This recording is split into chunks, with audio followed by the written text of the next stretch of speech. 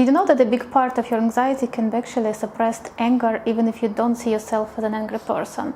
Because that's a tricky thing about suppressed anger. People who usually seem calm, avoid conflicts, or stay nice can carry a lot of anger that they learn to suppress very early in their life. And that's what happened to me. For years I've been struggling with anxiety, trying all sorts of different ways to manage it. And only when I went very deep in emotional healing, I uncovered how much of suppressed anger and aggression I was carrying inside. And in this video, I want to share with you how actually suppressed anger can become an anxiety, how can you understand it, and what step you can start taking already now to slowly releasing it and feeling better. And there are many different signs that can tell that you may be suppressing a lot of anger.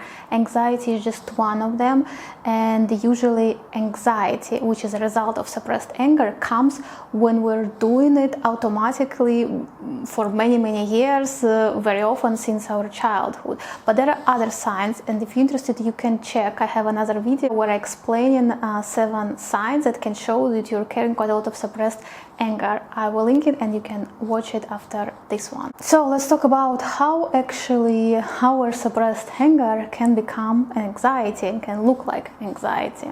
Because what happens when early in life we suddenly feel angry or we have certain aggression, but we don't know how to process it or how to express it safely.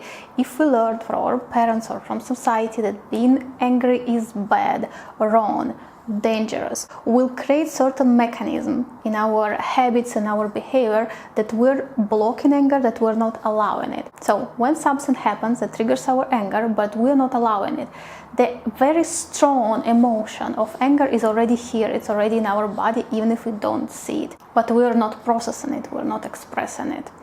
It means that we're pushing it inside. And the problem with anger is it doesn't disappear, it stays trapped in the body, creating a lot of pressure, tightness, and tension. And you may not even feel angry, but your body and your nervous system are already affected. Because when anger comes, it has its purpose. In a healthy way, the purpose is to protect yourself. It comes when you need to fight in some way, maybe not physically, but the body always thinks that it's physically, it needs its energy, and the nervous system gets activated in a sympathetic mode, which is stress response, or what we know as a flight or fight response. Anger is for fight. But we're blocking this anger, we're not using this energy. It stays trapped inside, and our nervous system stays activated in a stress response. What happens? We're not using the energy, we're not doing any physical actions, we're not using it, and it starts working against us because our nervous system is constantly in a stress response. What does it mean? It means that it's alert, it's prepared, and it's prepared for danger. If we don't find any way to release it, we're always looking for danger. And the result of it is something that looks like general anxiety.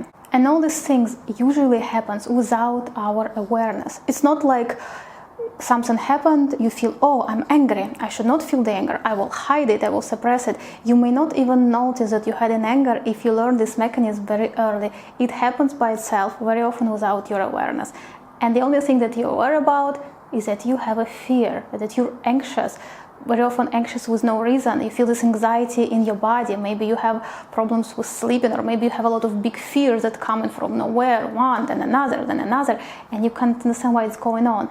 It can be all the result of this suppressed anger and the fact that your nervous system is in a stress mode all the time. And if you want to know more about how this kind of nervous system dysregulation works and how it happens and what you can do about it, I have another video where I explain this, because this kind of pattern doesn't give only anxiety. Dysregulated nervous system also drains a lot of our energy and blocks a lot of our motivation that we need for our growth, achieving goals, and all these other good things that we want to have in our life. Our body and our nervous system is only one part of this situation. Because another one is what is happening inside us, our relationship with ourselves.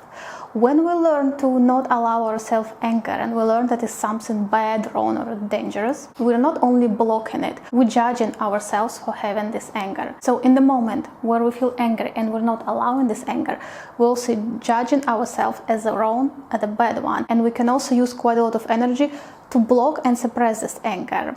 So we see ourselves as a bad one when we feel angry. We start criticizing ourselves. We start blaming ourselves. On top of this, guilt come or shame come. And with years, we create a very strong inner critic and certain fight inside ourselves. Because we're the critic, but we're also the victim. There is an aggressor and a victim that are living inside us. So we use a lot of our energy to control ourselves and to control our emotions and not to allow to feel, to express, to say, or to do certain things. Meanwhile, we're also the other part that receives this aggression, that is the victim here, that is the one who is threatened by our own inner critic. And from this part, we're living in constant anxiety and we can't do anything about it. And we can live with these patterns for years without realizing what is really going on. That's very often you can see that people with a strong anxiety, they can have strong inner critic and quite low self-esteem. If you have 3 of those, that can be the reason. And if you notice that that's the problem that you're having, that you're quite confident that you may have quite a lot of suppressed anger, what you can do. And the first and the main step is, of course, awareness about this pattern. First, you need to start accepting and realizing that, yep, I'm not so nice, calm, and kind. I learned this survival strategy to suppress and hide my anger just to feel safe. And now I'm aware of it. And now I will look at it and now I will do something about it. This first part of acceptance is very important because if you have this strong inner critic, you need to let go a bit of it. And just to say that everything that's happened now is okay. Now I see it. Now I understand that anger is not dangerous, that I can handle it and I can learn to process it in a healthy way. And if it's really needed somewhere, I also can learn to express it. When you slowly stop labeling anger as something bad, you can start allow yourself to feel it and you can start looking for situations that trigger your anger. And the beginning can be just a bit, but then it can become stronger and you need to connect and feel this emotion. You need to let this anger to rise, to come in your body and letting yourself feel it without maybe doing anything. I'm saying all this stuff because that's what I was doing, and I had a lot of suppressed anger and I had very strong defense mechanism and psyche not to express it and not to feel it. I was always a nice one. For me, anger always meant danger. I didn't want to feel it. I didn't want to express it. I wanted to be calm, nice, self-aware person. But when I understood how it works, I started allowing myself to feel this anger. And at some point it was so overwhelming. It felt like I couldn't handle it. But it's your emotion, and usually if you don't have mental health problems, you can handle it. And in many cases, for some time, it's just enough to sit with it and to feel how this energy is moving, how it goes through all your body. And what was helping me when I feel it inside my body, sometimes it feels like it's so much, it will gonna explode. I was imagining how all this charged energy started going outside of me and spreading around in the air, because just inside me it's a lot. But with all the space that I have around, it's kind of dissolving and disappearing. And just by doing this, you can start feeling better. But I will be honest with you, for me it was not always so easy. There was a moment that I couldn't do what I'm just explaining. I felt that I need to do something physical. I remember that it was coming so much, and I had a feeling that if I will not do anything about it, it will all kind of used against me and I will damage my health in some way. So I was looking around and I was just taking some object, I remember, like for example some plastic bottle with a bit of water, and throwing it strongly with an idea that all this energy just go there. And I really felt it. I really felt how this energy was going in this water, because then I didn't want to drink it. I was throwing away this water because it felt charged with this with a lot of negative energy, with a lot of this anger and aggression. The other thing that I was doing, in some cases it was also so strong and so overwhelming, I was even breaking something, some glass or a dish, but not because I was out of control throwing everything around. It was a conscious choice that I have so much, I accumulated a lot. It gives me so much problems in my life, it's influencing my health, and if I want to do it quickly, I need to do something strong. So it's not something that I recommend to do. I'm really hoping that you didn't accumulate so much and you can do it more gently and more calmly. And also, if you think or if you see that your emotions are so overwhelming that you're losing control, it's always better to look for some help, maybe help from some mental health professional or a therapist.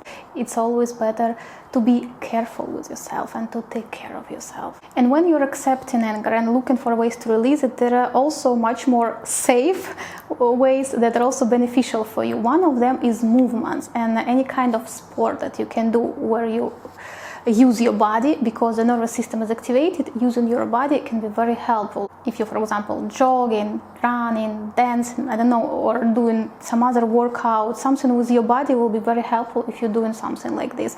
At some points for me was a bit of jogging or running or even just quick walking or going outside was helping to remove some of this pressure. Another thing that may be even more interesting here about my journey, I was doing chakra healing work and I was making videos about them.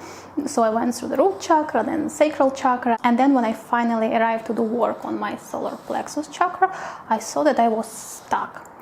And it took me 8 months to do all the healing that I wanted to do, and then I recorded video about my experience. Why it was so difficult? Because actually solar plexus is a chakra that holds a lot of blocked anger and aggression, and when you start working on it, you had to release this feeling. But not only this, anger and aggression are the emotions that are happening when we feel threatened by something, when we need to protect ourselves. So when we go to healing of the solar plexus, we come in this moment and finding what was happening, what is the real pain, what is this real emotional trauma, what are these real events in my childhood that not only made me block my aggression, but made me feel it, and feel it so much that it was so dangerous for me that I had to block it. So I went into this healing and it lasted for me more than 8 months.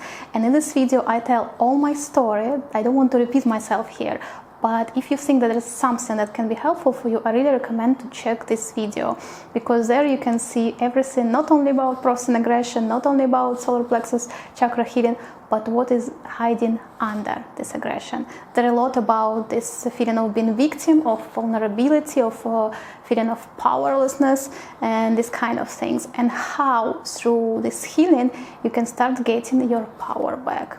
Because solar plexus is a lot about our personal power, our control about our own life, our ability to set big goals, to take action, to achieve real big results. And if you need the energy of this chakra, and if you want bigger changes in your life, if you want to feel more power, you can also check this video. And if you're now on your healing journey and you're looking for some support, you can subscribe to my channel, because I'm posting a lot of content on emotional healing, on self-development, also about self-love, because it's so important to learn to accept and to love ourselves and to know ourselves, know what is hiding under the surface, what can be uncovered, what needs to be faced, what needs to be healed, so you can feel more free and live your life more fully.